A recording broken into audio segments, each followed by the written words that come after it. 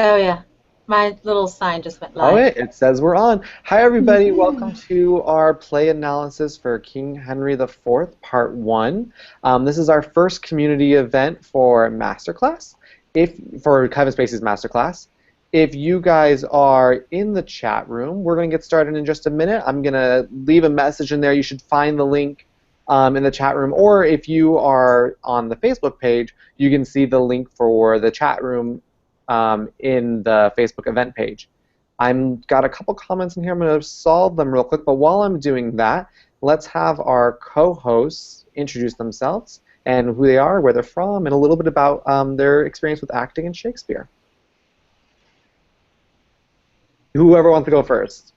Nina, how about you? Okay. Okay, hi everybody. I'm Nina Charming. I'm from Africa. I came to United States in 2012 as an exchange student, and I study Shakespeare in Sweden in Royal Shakespeare Company.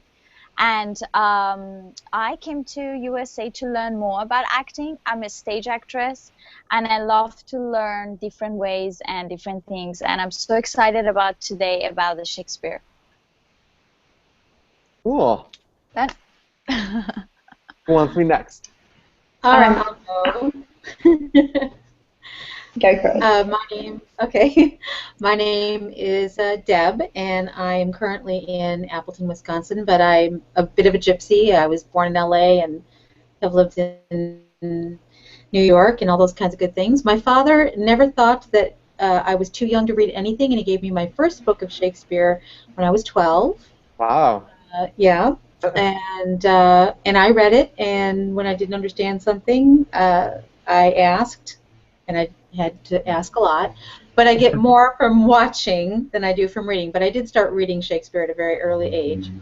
I started acting in 8th grade, but only in like high school, college, that kind of thing.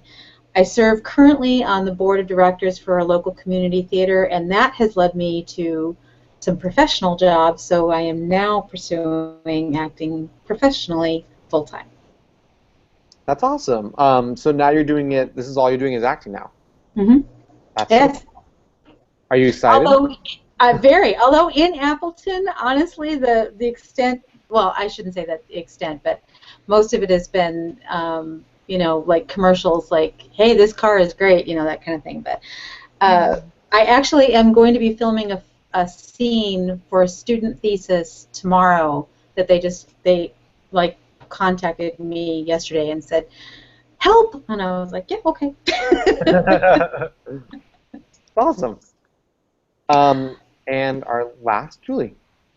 And but not least, I should say that, right? Last but not least. Hi, my name's Julie Eagleton, and I live in England.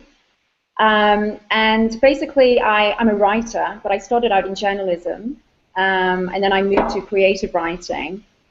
But alongside that has always been acting, so I've jumped into acting on and off. And so I'm really excited to come full circle and just get back to this wonderful class and learn from everyone. And very excited to be here. Awesome. Well, thank you all for joining us. As you know, that we have a chat room going right now too. For everyone in the chat room, this is how it will work basically is we're going to be going over the discussion points together, the four of us. And then when you guys have thoughts or comments, please feel free to leave a comment in the chat room, and I will bring the comments into our discussion and let your voices be heard too as they come in. If you haven't downloaded the discussion topics, you can find them. I put the link in the chat room, but I also put them on the event page so you can find them there. You guys ready to get started? Yes. All right, cool. So I guess the first thing we do is we'll start with like overall review. What did you think of the play? Did you connect with the story? Any thoughts you had? And what do you guys think? I loved this play. I mean, out of the sort of the Henry art plays from Richard II, Henry I, fourth and fifth, I just think this is one of the strongest because of basically, I think the diversity.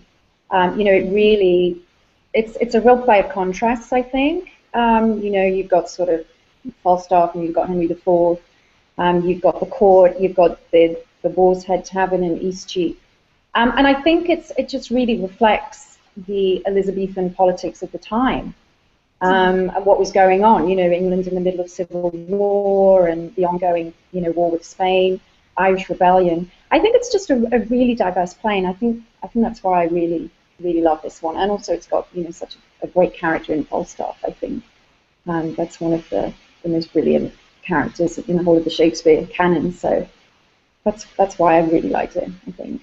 I agree. I love the contrast. You have the Yeah. highs and lows. You know, you have the scenes in the taverns, and in Shakespeare, sometimes his plays can be like they take a theme and they run with it, like whether it's a tragedy or a comedy. And in this one, you get a little bit of both, Yeah. which is not something you get in a lot of his other Mhm. works. And I really like that about this particular play.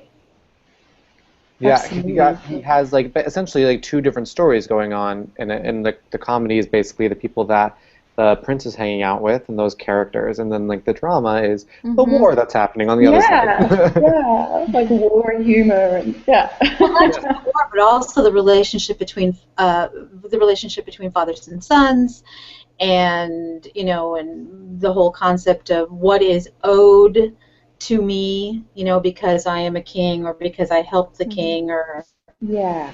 Mhm. you know, that kind of thing. Nina, what did you think Yeah, I about this think one?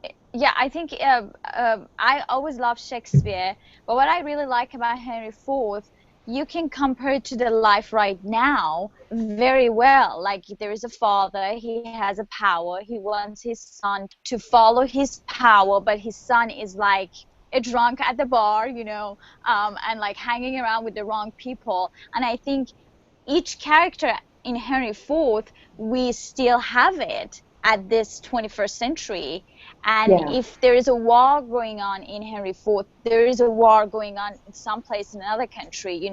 And there's a powerful father want to help, thinking about the people, but the son don't want to follow, basically the father's steps. And, the father's worry, he's fighting to get his father's trust. I think this is a challenge, like we all might have it in a life maybe, or we can we can see all those characters right now, and I think that makes it so cool. Like, oh my gosh, this is happening right now too, but you're reading it as a story.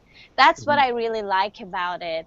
And that's what she said, like it's not just focusing about drama or like focusing about comedy. It has a little bit of everything in it, love or hate or Yeah. revenge, every details in it. And that is makes the story great. What I think so. What do you guys think Absolutely. of it compared to some of Shakespeare's other works? Like aside from the ones that are part of this story, Richard and Henry IV Part 2 and Henry V, what did you think about this one in comparison to like something like more famous works like Romeo and Juliet or Midsummer's Night's Dream or any of the other ones he wrote? I think it's that mixture again, like Mhm. if you think about Macbeth or Hamlet and Mhm. how dark and the bits, there's humor in every Shakespeare play, but this is, one of the main characters is so Mhm. humorous in Mhm. Falstaff, and I think to make that so prevalent in a play, the humor is really unusual for a Shakespeare play, and I think it's why it's one of his best loved plays. Hmm. Yeah. Um, and the language once again is so diverse, that you've got this sort of this courtly language, and then you've got the language in the tavern, and yeah, so it's that breadth, and you've got the Welshman, and you've got a Scot, and yeah, it's once Yeah, again I true. think it's that breadth, yeah, I contrast. think and we'll talk about the characters in a little bit, but I think the characters for me are what stand out, and I think it's Mm. in our chat room. Mm. Fazia Rizvi said that Falstaff was his favorite character, and I think that's a lot of people like again like this comedic character plays a huge role in why this play really works. Mhm. Um, Yeah, yeah, cool. so true, yeah, Yeah. So let's talk about some of the scenes, which and Shakespeare's a little difficult to talk about scenes because there are a little, there's so few of them. Mhm. But would love to know like what were your favorite scenes throughout the play, and why did you like them so much? What made them so memorable to you? I think the role-playing scene in Act 2, Scene 4, I think it was, but where Hal, practices with Falstaff, pretends that Falstaff is his father, Henry IV, and they do that little role play. And I think it shows the kind of dance that they do all through the play, this mutual manipulation, if you like, and I think that really comes out. And I really enjoyed that scene. I think that was great. There was humor, but there was also sort of an ominous prediction for the future, what happens in Henry V when obviously Falstaff is removed from the circle. So I think that's a really interesting scene. Yeah. Yeah, I like that too. Yeah. True. See it now. Yeah. Two of my favorite scenes were I love the robbery scene. The practice. I think that's really funny. Especially because Falstaff does exactly what they thought he was going to do. He like commits to the lie so much. He's denting his armor and he's denting his sword, and it's just that. But I also really enjoyed the scene between Hotspur and his wife. Oh yeah, that's interesting. Yeah, Hotspur's wife. It's very interesting because she knows something's up. She's trying to get to the bottom of things, and he's basically telling her, shut up. Lying. Yeah. And just like, I don't need you. I don't love you. Leave me alone. I'm like set on this course of action. I mean, it just shows how much this guy is willing to give up to get what he thinks he wants. Mm-hmm. Yeah. Even his marriage. Yeah. So to me, that's a very important scene. Mm-hmm. I think another one is the where I like to think of it as the way Hal actually reveals himself. So when he takes the stage alone and he says, I know you all well. I think he's just revealing what he's about, which is not so much the wayward youth finding his way, which is one facet of his personality, but I think it's also showing that he's contrived in a way, because he is a manipulator and he knows that he's going to take that crown one day, and he's basically saying that I know you all well and I know what I need to do and I know I need to curry your favor to get what I want. So I think that's really what I liked about that scene too is it seemed almost like and this is sort of referencing another play, but where the king dresses in commoners' clothes to see what the commoners are like. I looked at it that way. I mean, he explains it, that it's all a ruse and he's going to throw it off, but it really does give him a deeper understanding of the people he's going to rule someday. Yeah, and the language, just being sort of so conversant in that language. Yeah, exactly. Yeah. Yep. Which of the scenes would you guys like to act out yourself? Now, before you guys, I'll give you a second to answer. Before you guys answer, I want to bring some of the comments from the chat room in. Kate the Great also loved the scene with the wife. Said it was great. She said, I think she said partial to the name Kate. And then these are guest names. So these some people have signed in with their Facebook. Some of these names are just names that just come up, so I don't know who they're saying, who it is exactly. But Add-ins1 says the scenes between Falstaff and Harry are really interesting, and they would be very intrigued to see that on screen. So I think that would be really. I mean, I'm sure that there's a performance out there that we can watch. Kate Great also said there's a version that you can rent on YouTube and iTunes. But I would love to know what scene is it that you guys would like to act out, let gender play out the role, because this is a mostly male-dominated play. So don't let gender play any part. Play any character. Which character would you like to play, and in what scenes in particular? Oh my gosh. I think the robbery scene. The robbery scene, yeah. I go with the robbery scene. I don't know why. That would just because it would be fun. It would, it was so much fun, and But for emotional depth, I'd probably like the one where Henry and his father reconcile. Yeah. Where he comes in for the reckoning and he's like, I'm going to be the son you need me to be, and I'll be by your side. Yeah. That one for emotional, I'd go with that one. Yeah. So before the war, where you're talking about the one before the war, where he's like, okay, Dad, I'll step up and be the guy I'm supposed to be. Yeah. Yeah. Yeah. Ooh. All right. Let's see. Next question, central theme. So this was actually a question suggested by Nina, talking about the central theme of the play, which is really about honor. And we've talked about it just a little bit at the beginning when we were talking about the review of the film, in how what really honor means to these characters, how you earn it, and I think it actually really plays. I think with this, I mean, we'll talk about a little bit later, is honor and then leadership and what honor means to you, but. What did you guys think was central theme? Did you find honor to be the theme that kept coming up throughout the entire play, or was there something else that you thought was like just as important for the theme of the play? Actually, while honor is mentioned a lot, I believe that it's not so much a theme as it is an excuse. They use Yeah. Yeah, excuse. honor more as an excuse for their behavior rather than what's driving their behavior.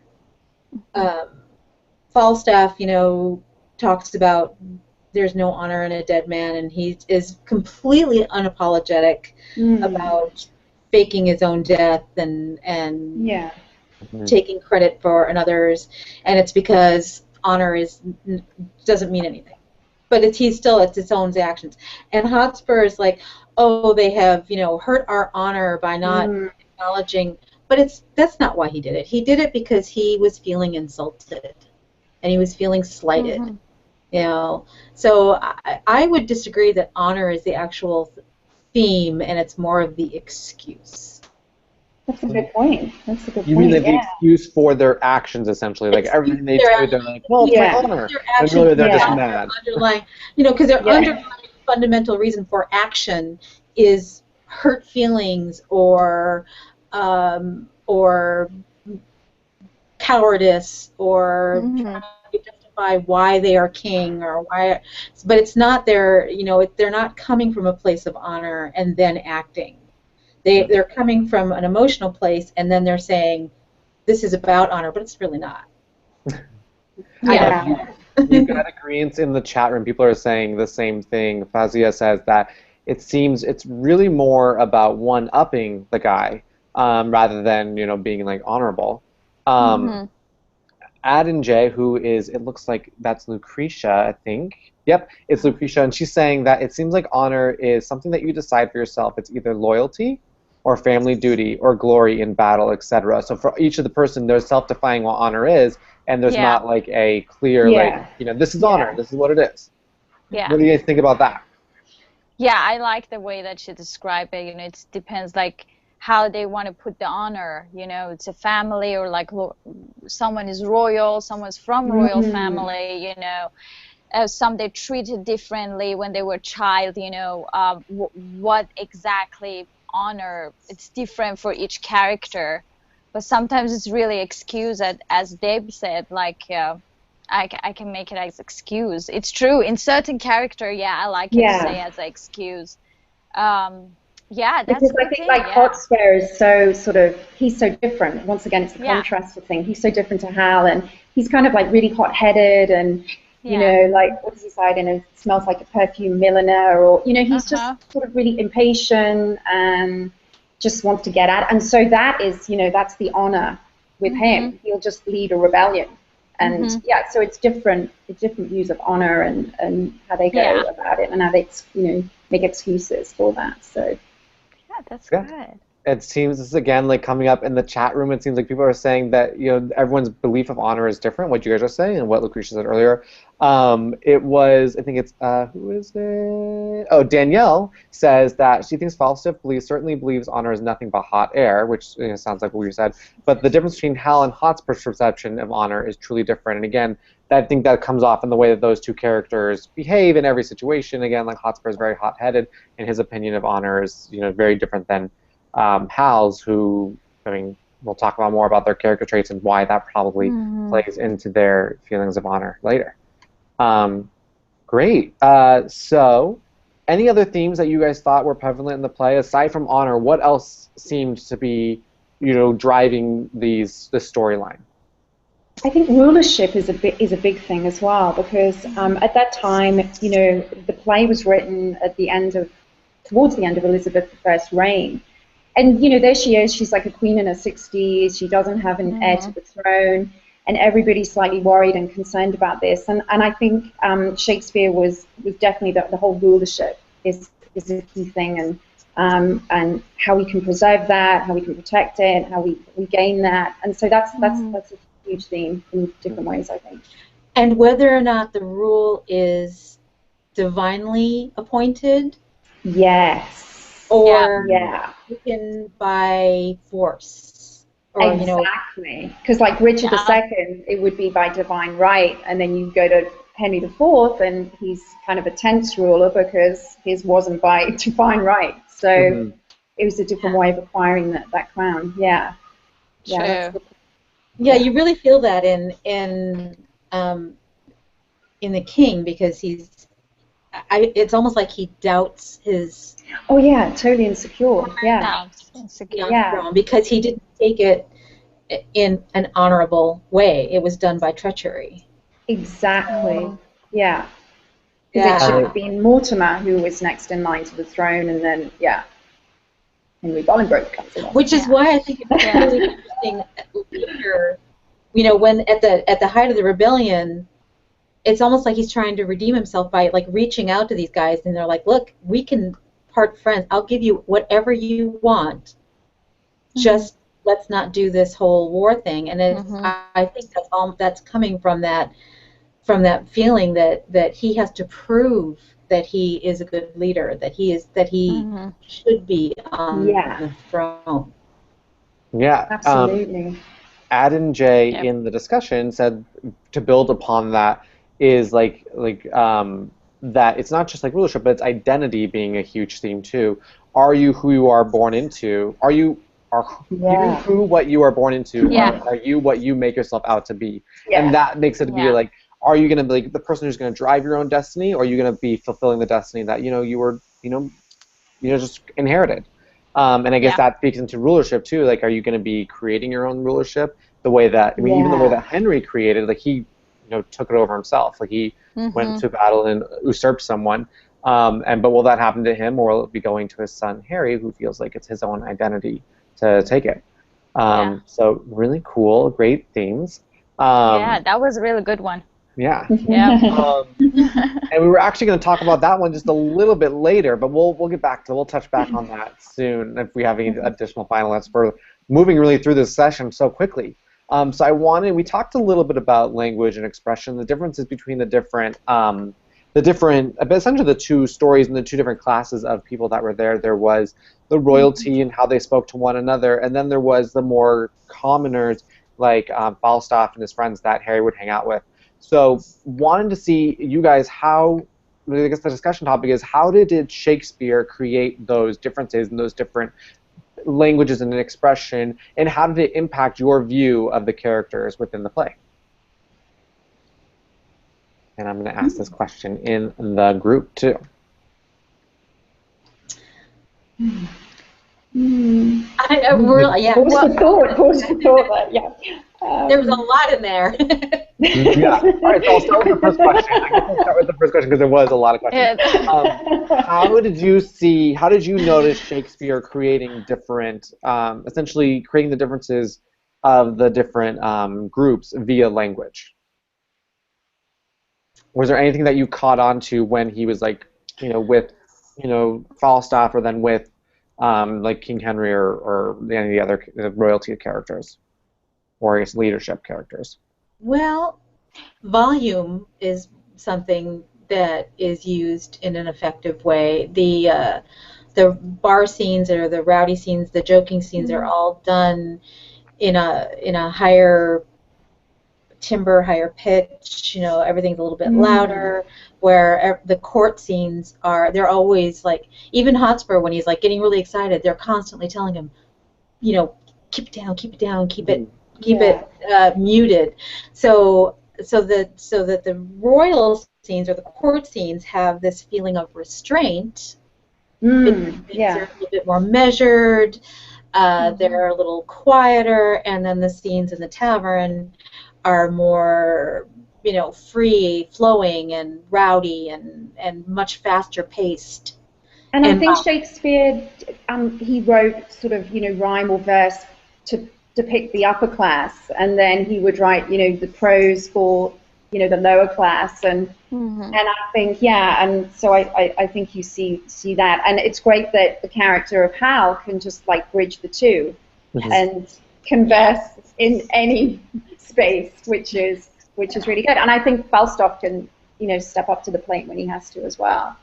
So yeah, that's very interesting. That's so funny that you just said that. That was exactly pretty much the same thing that Vicky said in the chat room. She said well-born characters tend to speak in verse, while commoners tend to speak in prose. So they're a little more free-flowing and they're like less, less restrained. And then those well-born, leadership roles or honorable roles, characters are more, they're more like structured with the way that they speak. Yeah. Yeah.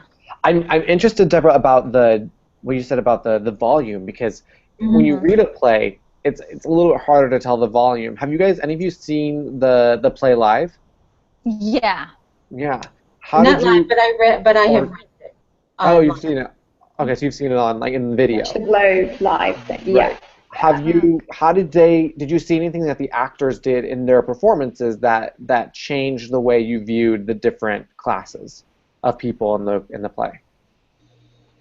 Yes, well, in a play, their movement, the way like they enter in, the way they walking, and basically their manner with another character, you can tell, oh, that is from a royal family. Oh no, that's from middle class, or lower, or drunk, for example. You very rare you will see a character which is, for example, a king or a very royal get in as a drunk, messy, and that's another thing you can tell. Oh, that character is very high class, or that character is drunk, or and the term, the volume, or the term that they use, like, oh, for example, if they want to talk, they say, oh, ma'am, or miss, or like, sir. They're not just jumping into the woman like, hi, like, how do you do, Yeah, the familiarity. Yeah, and it's as so Deb royal, said, you can like men are very, very in a gentleman way. They maybe introduce themselves to the woman, or like when you go in a bar scene, they're just jumping a woman, like oh, cups okay, of sack flowing around. Yeah, that's another thing I saw in the different characters. You can but it can be different, people actors can play both in a one scene, and that's the interesting part. Yeah. That seems to be like people are saying in the chat room too. Fazia says, definitely movement made a huge difference to me as an audience member to key into class. I wanted to read a couple comments about, just to step back a little bit, about the differences in the language of the different classes. And Victoria Farrow said that, well, the interesting thing is how Prince Harry, for example, used both highborn and lowborn language with great fluency and facility, and in a way that made him powerful, in a way that someone who could only speak in one way. So basically, she said that by being able to cross this language of both classes, it really gave him an ability to be more powerful. And that's something that I thought came up a lot with Harry, and that his whole thing was like, hey, Dad, if I can get these people, they're going to follow me. And if I'm going to be able to connect with them, that's why I'm here. I'm basically I'm undercover. Yeah, politician, any great politician can just speak language of all the people, and totally. And it was basically him playing both sides of the fence, which I think is so interesting. And Vicky DaCosta says basically the same thing. Harry makes friends quick with the bartenders precisely because, unlike his father, he is able to emulate them and speak their language, leaving courtly diction behind. He demonstrates he's not restricted to only one kind of language. When he eloquently declares loyal to his father, his ability to speak to commoners and kings alike give him a great deal of power. So this is an interesting theme that come up with in the chat room, and also sort of what we were discussing, and that the Harry in particular being able to seamlessly transfer between the different types of language really gave him a different type of power. And maybe you can tie that back to honor. Is it more honorable for him to be able to speak these different languages, and how does that impact the other characters' view of him as an honorable king and direct, the the directly next person in line for the rulership. So that's just something to think about. We don't have to talk about it. Just an interesting thought that I was thinking by reading these comments. Yeah. So any other thoughts you guys have about the language and your view of the characters, or do you want to move on to the next question? I just thought it was very interesting with Mortimer and the wife, and that she was Welsh and they couldn't converse with each other. So that's just like another example of Shakespeare trying to sort of show the breadth of what was happening in England, and at that time. So. Interesting thing about that is that they had a translator, and they seemed like they were, very much in love, and they had a good relationship. Yeah. And then right next to her, you have, Prince Harry? Not Prince Harry. Who was it? Oh yeah, Hotspur and his wife. Hotspur and his wife, and they're like fighting all the time. Fighting all the time, yeah. All the time, and it's like so sometimes. I don't know if this is intentional by Shakespeare, who knows, but maybe like language isn't always a barrier to connection. Exactly. And what does that say about our relationships with people, that maybe there's so much more to it than just what we say to each other, but how we say it and how we connect. Mm-hmm. Yeah. I would completely agree with that, because that was a really interesting scene in the contrast between the two couples. Yeah. Although, if I'm going to be completely honest, I didn't completely buy the connection between the Welsh because, and this could be my own bias, but I find it very hard to believe that there can be a deep connection to another person when it's just physical. Mm-hmm. It made me. Instead, if you can't connect intellectually with your partner. I don't see, it's great when you're young and hot and, got the hormones still.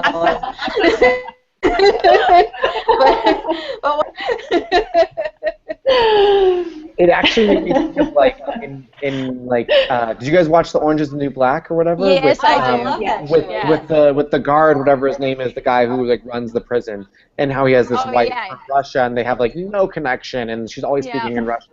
And that's what it made me think of. They don't really know each other. They're maybe just trying to make it work. Which is interesting. Yes. All right.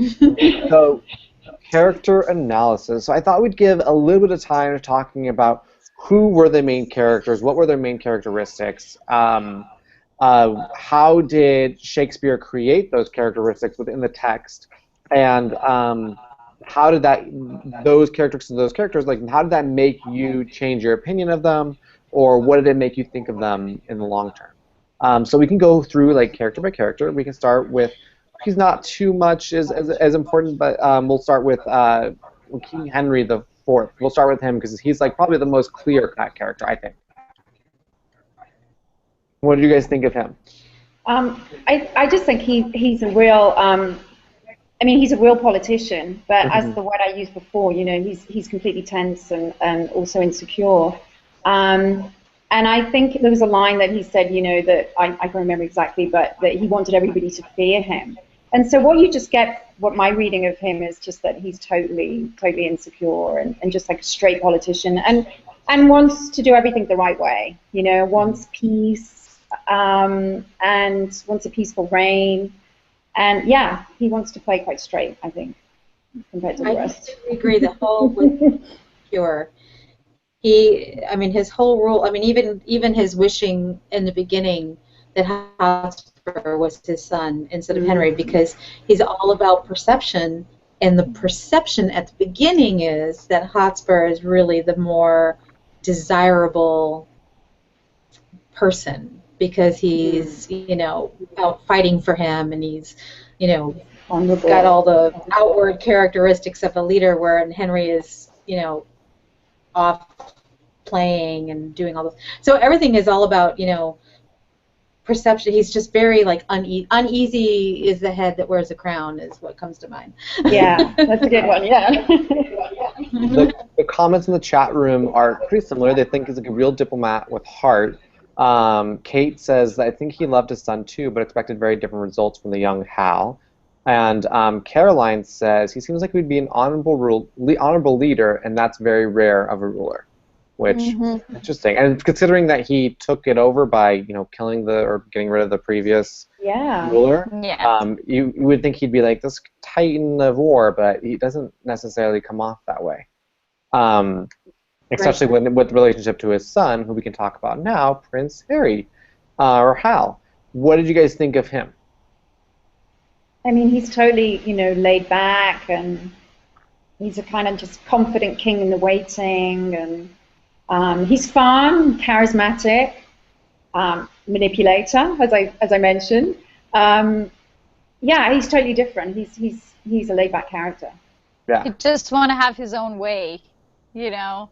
Like he doesn't care in which family he born. He doesn't care like what's going on around himself. He just want to go his own way, and whenever he wants, he will fight and kill. To me, that's how he is. He's total opposite of his father, I think. Yeah. You know what's so think great of about Hal these? as Sorry, yeah, go ahead. okay, I think Hal is the only natural leader in the entire play. There are people who have the power kind of thrust on them, like Henry, and Hotspur wants it, and Mortimer, and things like that. And then there are people who are born to be leaders. It's just their personality makeup. And I think that Hal, he is the natural leader in the play, the only one who is. It's just in his DNA. It's easy for him, yeah. Which is what makes him able to bridge languages and to talk with common people as well as court, because he's a natural leader, and a leader has to understand all of the people he's leading, not just some of them.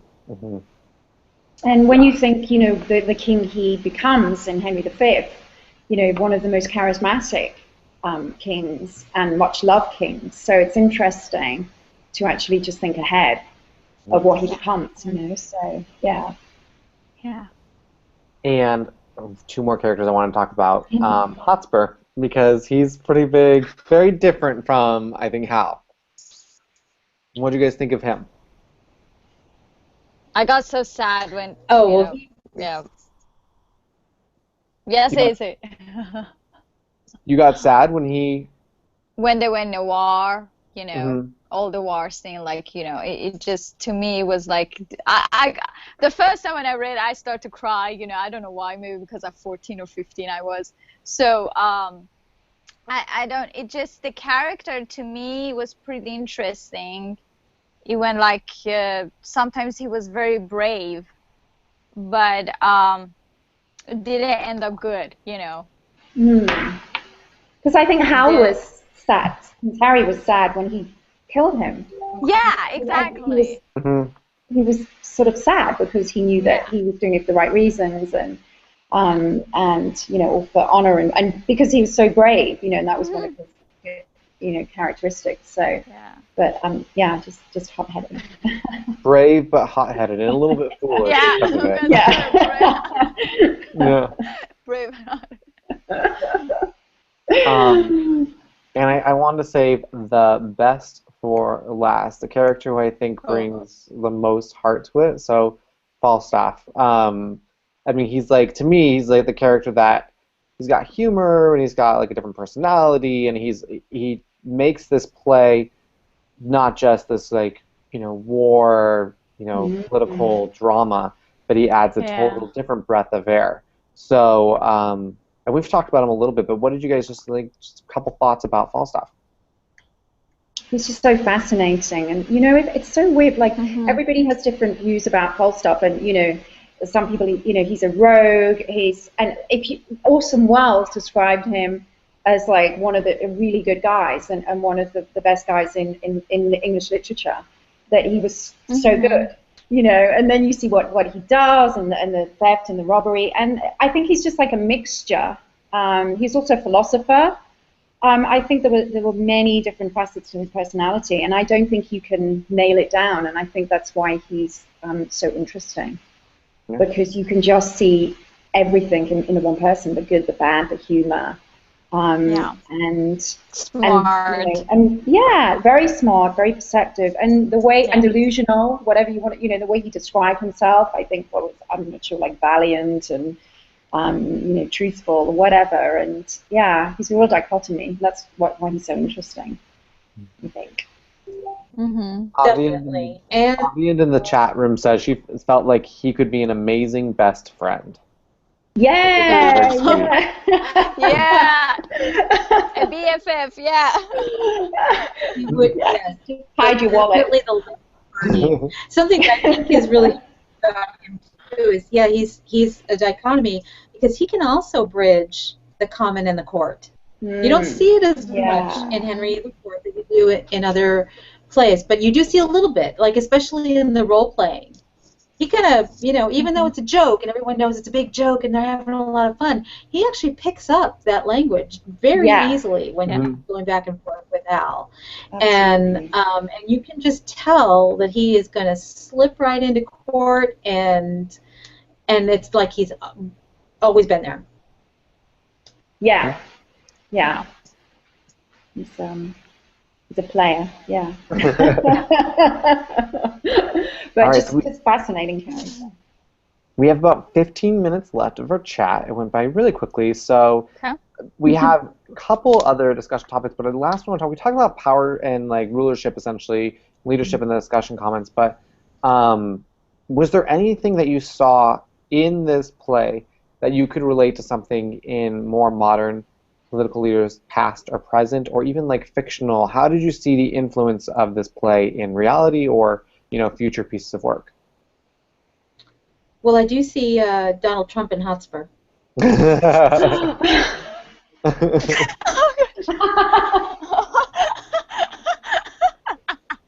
could see that. Let the comments know. Oh my god. Oh my gosh.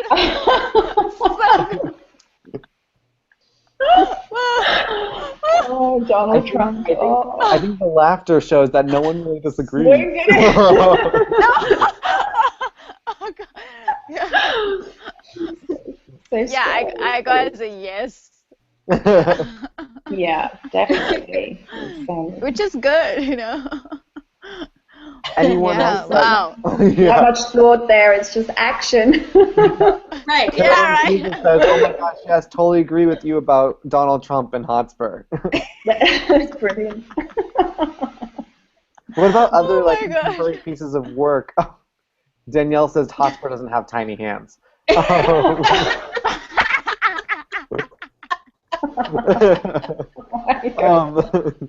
What did you guys? What about other pieces of work that did you see anything like if it's to me, I was thinking House of Cards, and I think Kevin Spacey being. Wow. Yeah. I kept thinking and I haven't finished this new season, so I'm not on there yet. But I was thinking when I was watching it, I was thinking, yeah, there's so much of this political battling between who's going to become the new ruler and what's the right ownership. And in House of Cards, I mean Kevin Spacey's character Frank Underwood basically fights his way up the ladder, and he's getting into these little wars and battles constantly. So it's a different type of battle. And there's so much humor in what he does as well, dark humor, but there's still so much humor there. And yeah, that's really interesting. Yeah. I never thought about that, but yeah, it's so. That is. House of Cards, yeah. I go with it. What character would Claire be, I wonder? Oh gosh, I don't know. Claire. So such a great character. I don't know I don't even know if she has an equivalent in the play. Yeah, I don't think that she's a good equivalent anywhere. No. Yeah. I do think it shows that political machinations have not changed through the centuries. Mm-hmm. Yeah. It's so true. Yeah, it hasn't changed. Yeah. It's still all the same. It's same just game. that whole sort of manipulation, playing, lying. Yeah. It's still there. Yeah. Yeah. Cool. So, do you guys have any final thoughts? Anything that we didn't discuss so far that you thought maybe was important to bring up, or something that you were like, hey, what about this? Before we move on to our last topic, which is our next play analysis. I'm always really interested in what Falstaff really thinks of Hal. I think it's quite clear the other way, what Hal thinks of Falstaff, but it's never quite clear cut. Does he know that he's being played? Mm-hmm. When does he know? Is he playing how? I mean, this, yeah, I find that quite interesting and wondered what people thought, because everything is so subjective. We don't have any clear-cut answers for anything that Shakespeare was trying to do, really. So Yeah. I find that dynamic really interesting, but from Falstaff's perspective. I mean, I think What it's did you interesting too, think? and I haven't read part 2 or Henry V, but apparently Falstaff plays a bigger role in those as well. He's continuing as an interesting character, but I mean, I don't. Yeah, before he's, yeah, Yeah, so I don't totally. know, but I feel like I think that I mean they're friends. I think at the bottom of it they're friends, and I think that they have respect for each other. But it's interesting that I think I don't know if Hal continuously cuts down Falstaff a couple times. He says, every once in a while he makes a Yeah, joke at his expense, like not like being know able your to, Yeah. place. or like you Yeah, get weight or whatever. yeah. So I wonder if part of, and this is a Falstaff's character, and again bringing my own interpretation into it, is that he might just be a character who just has low confidence in himself, Mm. and that might be why he hasn't achieved that much, why he's a robber, why he hangs out with the people he does, and he's why he lies all the time about what he's successful at, or he creates these big tales, is because he wants to be cooler than he is. And so I think maybe he might view Hal as a way to be hanging out with cool kids because he's hanging out with essentially royalty. And also, Um, is Falstaff actually, obviously, a character, but is he actually sort of a symbol for something? Because, the line where he says, banish plump Jack, banish the world. It's almost like Shakespeare wrote him he could be a symbol of the everyman, that with mhm. all our faults and Yeah. flaws. And I always sort of think about that as well, is, the symbolism of Falstaff as So well. he represents more than just the one character. He's representing essentially the Yeah. Did people he who write are him being to sort caught of, up in everything. yeah, Yeah. represent the whole of human nature in one person, Yeah. and the True. sort of exotic nature Especially and how he changes. especially the more I want to say conniving almost, Mm. or calculating. Because yeah, I do agree with the Yeah. insecurity. Like he's, cool by association type of thing. Okay, Yeah. he feels like his life should be better than it is, and that could be part of every man too. I mean, absolutely. How many of us have is this, shouldn't I be doing something bigger or something better? And he is Yeah. actively trying to reach for that apple. And, He's always but he doesn't always do it in a nice way. and it's the Yeah. character so beautifully balanced, isn't it? Because to be so flawed and yet to be so compelling and Yeah. endearing is just it's quite But would unusual. he is compelling if he wasn't as flawed? I mean, his flaws are what make him interesting. Yeah. Yeah. Exactly. Yeah. But he also redeems himself as well. So he's yeah, it's just a nice mix, I think. Yeah. Cool. Any other thoughts? Any other things you guys wanted to bring up? Can't think of a thing. All right, cool.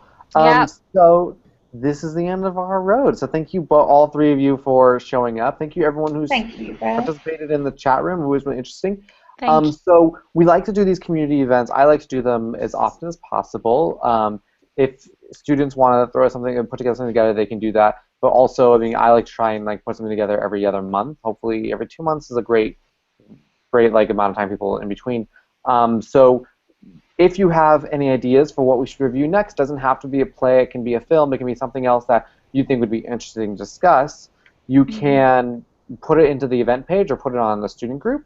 But I'm happy to do any discussions after this or see what people are interested in talking about. So yeah, Very cool. looking forward to seeing what you guys have to suggest, and looking forward to our next discussion. Thank you so much, Awesome. everybody. We're going to be signing off now. Have a Thank great you. night. Thank you. Bye, guys. Bye. Bye.